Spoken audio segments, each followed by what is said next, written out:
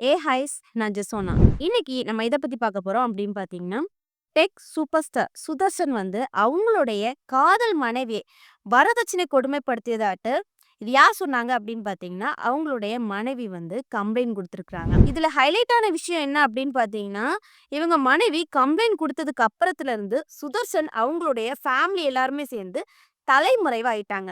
என்ன காரணத்தினால அவங்களுடைய மனைவிய வரதட்சணை கொடுமைப்படுத்துனாங்க.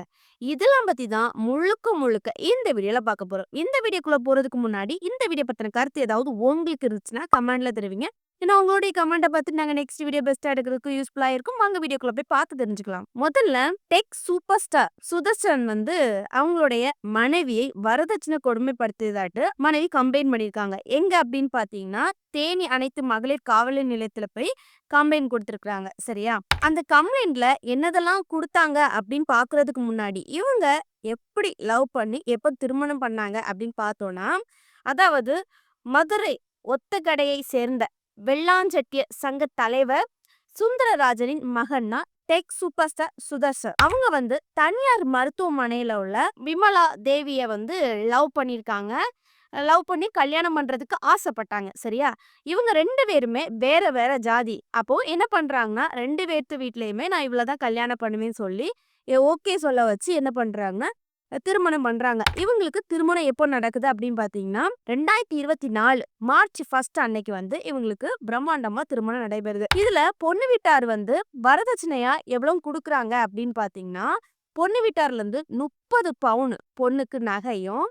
5,00,000 ரொக்கமும், அது மட்டும் இல்லாம சீர்வரிசைகள்லாம் செய்வாங்கல்ல கல்யாணத்துக்கு, அதே மாதிரி சீர்வரிசைகள் எல்லாருமே செஞ்சிருக்கிறாங்க. அதுக்கப்புறம் வந்து என்ன பண்றாரு சுதர்ஷன் அப்படின்னு பார்த்தீங்கன்னா, ஒரு ட்ரீம் ஹவுஸ் அவருக்குன்னு ஒரு ட்ரீம் ஹவுஸ் இருந்துச்சு.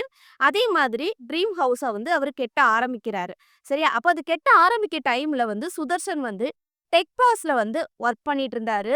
அதனுடைய இன்கம் வச்சு தான் கட்டிட்டு இருந்தாரு. சரியா? அந்த டைம்ல என்ன பண்ணிட்டாருன்னா, சுதர்சன் வந்து டெக் பாஸ்ல இருந்து சண்டை போட்டுட்டு வெளியே வந்துட்டாரு. அவர் மட்டும் தான் சண்டை போட்டு வெளியே வந்தாரா அப்படின்னு பார்த்தீங்கன்னா, அவங்களுடைய டீமையும் என்ன பண்ணிட்டாருன்னா, கொஞ்சம் ஒரு சில ஆட்கள வந்து கூட்டிட்டு வெளியே வந்துட்டாங்க. சரியா? வெளியே வந்து என்ன பண்ணாங்க அப்படின்னு பார்த்தீங்கன்னா, டெக் சூப்பர் ஸ்டார் அப்படிங்கிறது ஒரு சேனல ஓப்பன் பண்ணாங்க. அதுல வந்து போதிய இன்கம் வரல. அப்ப என்ன பண்றாங்கன்னா, உள்ளவங்களுக்கும் அவங்க அவங்க கூட வந்தாங்கல்ல அந்த டீம் உள்ளவங்களுக்கும் வந்து சேலரி குடுக்கணும். சரியா?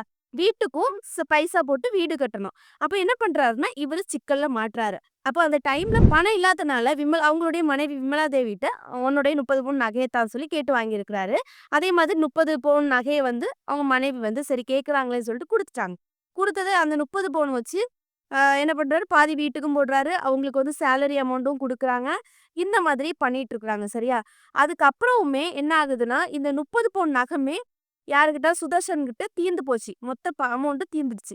அப்ப அவருக்கு இன்னும் அமௌண்ட் தேவைப்படுது. அந்த டைம்ல என்ன அப்படின்னு பார்த்தீங்கன்னா, சுதர்சன் வந்து அவங்களுடைய மனைவி விமலா தேவி கிட்ட வந்து, "எனக்கு இன்னும் பணம் தேவைப்படுது. உங்க வீட்ல கேட்டு எனக்கு வாங்கி தா" அப்படிங்கிற மாதிரி கேட்குறாங்க. இதுல ஹைலைட்டான விஷயம் என்ன தெரியுமா? அந்த டைம்ல அவங்களுடைய மனைவி வந்து கன்சீவ் ஆயிருக்கிறாங்க. அப்போ சுதர்சன் வந்து பணம் கேட்டு என்ன பண்றாருன்னா, அவங்களுடைய மனைவிய அவங்க அம்மா வீட்ல கொண்டு விட்டுட்டு, "நீ வந்து வாங்கிட்டு தான் எங்க வீட்டுக்கு வரணும்" அப்படிங்கிறது மாதிரி சொல்லிட்டாரு. சரியா? அப்போ ஆ சுதர்ஷனோட மனைவி என்ன பண்றாங்க அப்படின்னு பார்த்தீங்கன்னா, சரி நாள் போகட்டு. நம்மளுக்கு குழந்தை பிறந்ததுக்கு அப்புறம் சுதர்ஷன் சரியாயி வந்துருவாரு. அப்படின்னு சொல்லிட்டு அவங்க வெயிட் பண்றாங்க. அதே மாதிரி குழந்தையும் பிறந்தாச்சு. இன்ஃபார்ம் பண்ணியாச்சு. சுதர்ஷன் வந்து பார்க்கவே வரல. ஒரு பணத்துக்காக பெத்த பிள்ளையே பார்க்காத ஒரு நபர் வந்து நான் கண்டிப்பா இப்பதான் பார்க்குறேன்.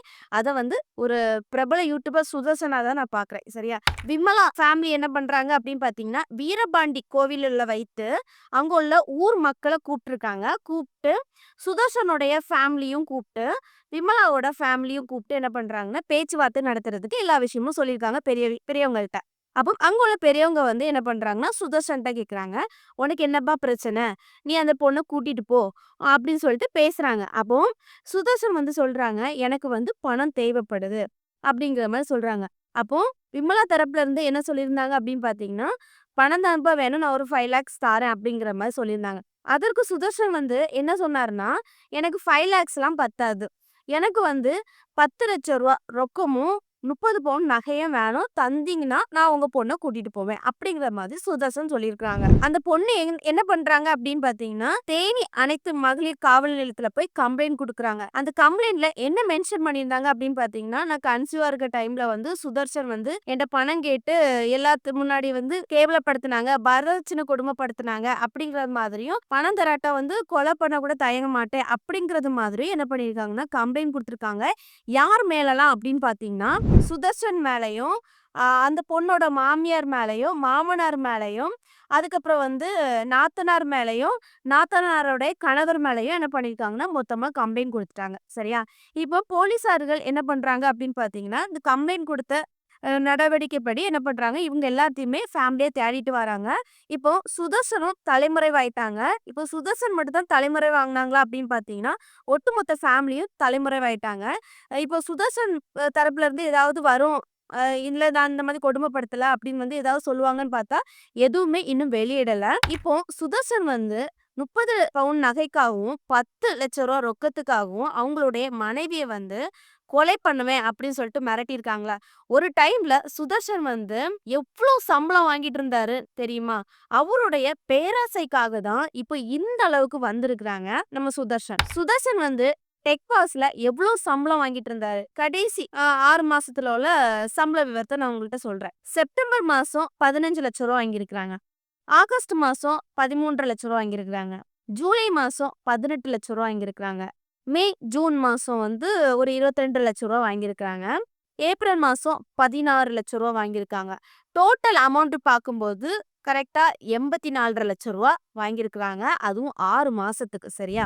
இப்படி நல்லா சம்பாதிச்சுட்டு இருந்த சுதர்ஷன் வந்து எதனால டெக் பாஸ விட்டு வெளிய போனாரு அப்படின்னு பார்த்தீங்கன்னா, சுதர்ஷன் வந்து நல்லா தான் அவரு வந்து போயிட்டுருந்தாரு சரியா? ஒரு டைம்ல என்ன பண்றாரு அப்படின்னு பார்த்தீங்கன்னா, ஆ வந்து அங்க டெக் பாஸ்ல உள்ள 2 பேர் ஷேரிங் ஓனர்ங்கள அவங்கள்ட்ட வந்து சொல்றாங்க. நான் வந்து கம்பெனிக்கு வர முடியாது. டெக் பாஸ விட்டு நான் போறேன் அப்படின்னு மாதிரி சொல்றாங்க. அப்ப அவங்க வந்து கேட்குறாங்க, "நீ போவாதப்பா! உனக்கு என்ன பிரச்சனை? நீ சொல்லு. நீ போவாத." அப்படிங்கிற மாதிரி அவங்க ப்ளீஸ் பண்றாங்க. அப்ப என்ன பண்றாருன்னா, "இல்ல என்னால நான் போய் தான் ஆகணும். எனக்கு வந்து உடம்பு சரியில்ல. எனக்கு சுகர் இருக்குது. அந்த நோய் இருக்கு, இந்த நோய் இருக்குன்னு" சொல்லிட்டு ரீசன் மேல ரீசன் சொன்னாங்க. அப்போ அவங்க வந்து தரப்புல இருந்து சொல்றாங்க, "இல்ல உனக்கு வந்து எந்த நோயா இருந்தாலும் பிரச்சனை கிடையாது. நீ வந்து டைம் எடுத்துக்கோ. டைம் எடுத்து உன் நோய கிளியர் பண்ணிக்கிட்டு வா. 1 இயரோ, 2 வீக்கோ, 1 மந்த்தோ இந்த மாதிரி எடுத்துக்கோ." அப்படிங்கிற மாதிரி அவங்களும் சொல்றாங்க. அதுக்கு சுதர்ஷன் வந்து ஒரு 3 கண்டிஷன் வைக்கிறாங்க. 3 கண்டிஷன் என்ன அப்படின்னு பார்த்தீங்கன்னா, கண்டிஷன் எனக்கு ஒரு ஒரு 15 டேஸ் வந்து எனக்கு வந்து லீவ் வேணும் அப்படி மாதிரி சொன்னாங்க. அதே மாதிரி சரி நீ லீவ் எடுத்துக்கோ அப்படிங்கிற மாதிரி இவங்களும் குடுத்துட்டாங்க. அடுத்தது தனிப்பட்ட சேனல்ல வந்து ஒண்ணு ஓப்பன் பண்ணிப்பேன் அப்படின்னு சொல்லியிருக்காங்க. அதுக்கும் சரி நீ பண்ணிக்கோ நான் எதுவும் கேட்க மாட்டேன் அப்படின்னு சொல்லிட்டு இவங்க தரப்புல இருந்து சொல்லியிருக்காங்க. 3வது கண்டிஷன் என்ன அப்படின்னு பார்த்தீங்கன்னா, டெக்பாஸ் சேனல்ல வந்து ஒரு இன்கம் வருது அப்படின்னு பார்த்தீங்கன்னா, அதுல 3 ஷேர் உண்டு சரியா? 3 ஷேர்ல 1 பங்கு நம்ம சுதர்ஷனுக்கு. 2 ஷேர் வந்து டெக்பாஸ்ல உள்ள ஒரு 2 ஷேரிங்ல உள்ள நபருக்கு சரியா? அப்ப என்ன பண்றாங்கன்னா, 33% ஷேர் வந்து சுதர்ஷனுக்கு வரும். அப்ப அத வந்து சுதர்ஷன் வந்து 3வது கண்டிஷனா சொல்றாங்க. எனக்கு இதுல வ 33% ஷேர் வருதுல்ல, எனக்கு அது சரி பாதியா 50% எனக்கு வந்து ஷேர் வரணும் அப்படிங்கிற மாரி சொல்றாங்க. அதுக்கு அவங்க 2 பேருமே என்ன சொல்றாங்கன்னா, "இல்ல முடியாது. ஆ அப்படிலாம் முடியாது. ஒரு 33% வேணா ஷேர் தாரேன்." அப்படிங்கிற மாரி சுதர்சன்ட்ட சொல்றாங்க.